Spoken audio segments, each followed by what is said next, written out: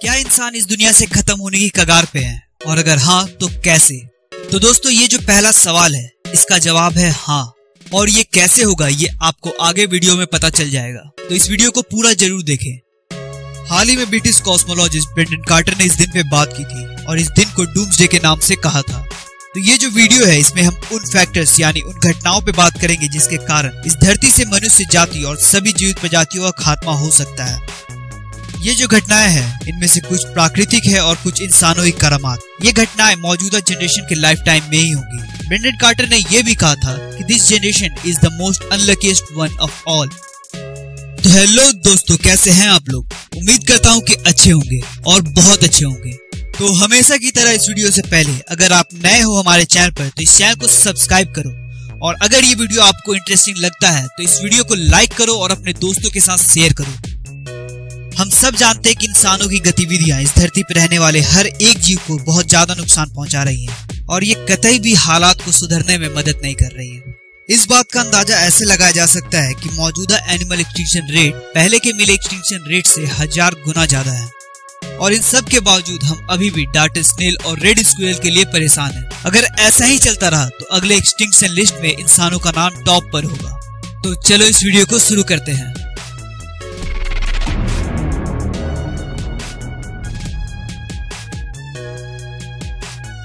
Asteroid impact यानी उल्कापिंड से टक्कर। हाँ, आप ऐसा कह सकते हो कि अगर एक बार इस खतरनाक आपदा को हॉलीवुड या बॉलीवुड का मसाला लग गया तो फिर इसे सीरियसली लेना बेहद ही मुश्किल हो जाता है। लेकिन इसमें कोई शक नहीं कि धरती से उल्कापिंड टकराएगा, और इसके लिए हमें लाखों साल इंतजार करने की जरूरत भी नहीं पड़ेगी। हम सब जानते हैं कि ऐसा पहले भी हो चुका है। ऐसे ही एक एस्ट्रॉइड ने धरती पर से डायनासोर जैसे जानवरों का खात्मा कर दिया था। हाल ही में हम ऐसे ही एक टक्कर से बाल बाल बचे हैं।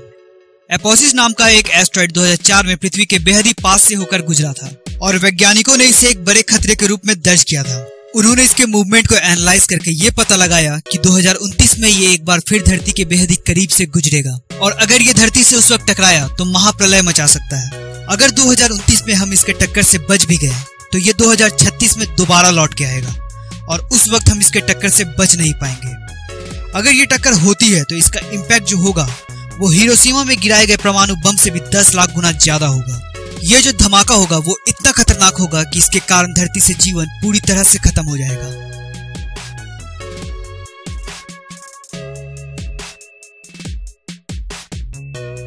गामा रे बर्स्ट यानी गामा किरणों का धमाका।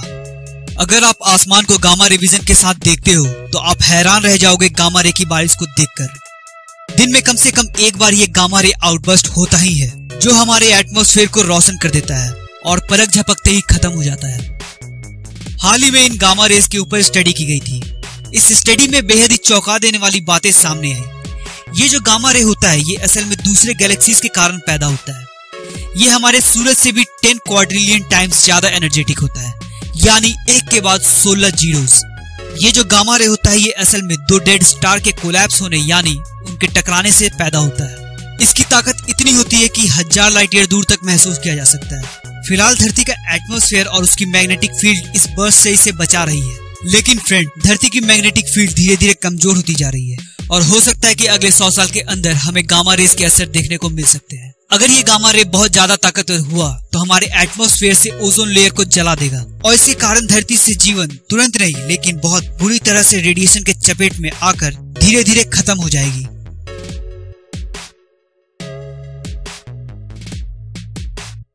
रोग ब्लैक होल यानी दुष्ट ब्लैक होल। हमारा ब्रह्मांड ब्लैक होल और कोलैप्स स्टेलर स्टार यानी डेड स्टार से भरा पड़ा है। इन्हें ब्लैक होल यूं ही नहीं कहा जाता, इनके पीछे भी एक कारण है। इनकी गुरुत्वाकर्षण ताकत बहुत ज्यादा होती है, जिसके कारण ये सभी चीजों को निगल जाते हैं। यहाँ तक कि इनसे लाइट भी नहीं बच सकती। हाल ही के ऑब्जर्वेशन में ये पता लगा कि केवल हमारे मिल्की वे में ही 1 करोड़ से ज्यादा ब्लैक होल मौजूद है। अभी भी बहुत सारे ब्लैक होल्स का पता नहीं लग पाया है। इसका कारण इसका काला रंग है। इनका पता तभी लग पाता है जब ये किसी तारे को निगल रहे हो, या फिर कोई तारा धरती और इस ब्लैक होल के बीच से गुजरे।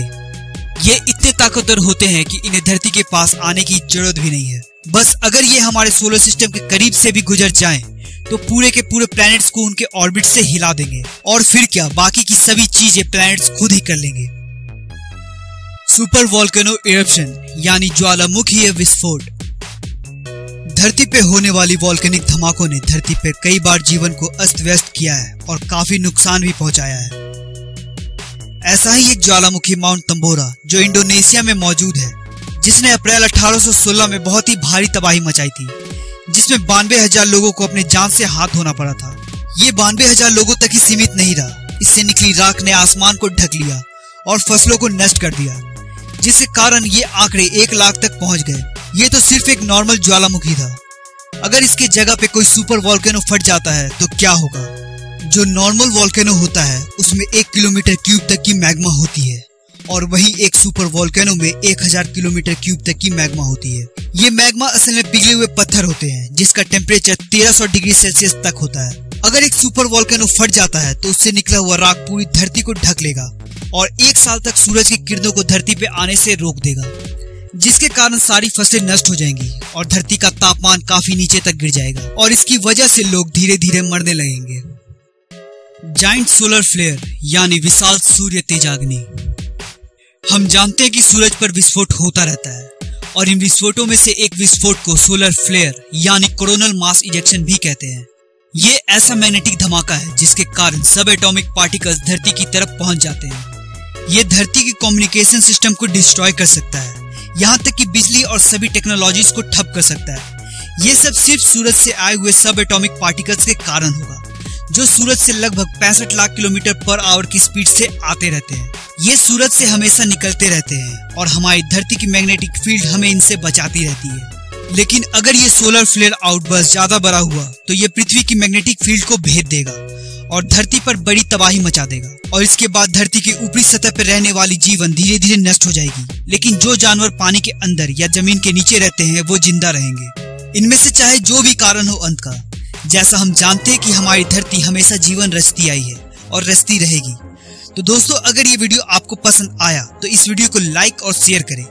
अगर इस वीडियो से रिलेटेड कोई भी सवाल है आपका तो उसे कमेंट सेक्शन में लिख दें, हम आपके सवालों का आंसर जरूर देंगे और हमारे चैनल को सब्सक्राइब करना ना भूलें। जय हिंद। तो कभी आओ ना हवेली पे, तो कभी आओ ना हवेली पे, तो कभी आओ ना हवेली पे, तो कभी आओ ना हवेली पे। हवेली मेरी पास में, चलना मेरे साथ में, करूँगा तुझे प्यार बेबी जैसे तू कहे। देखे तू काफी देर से, देखूं मैं तुझे देर से, करेंगे बेबी जैसे तू कहे।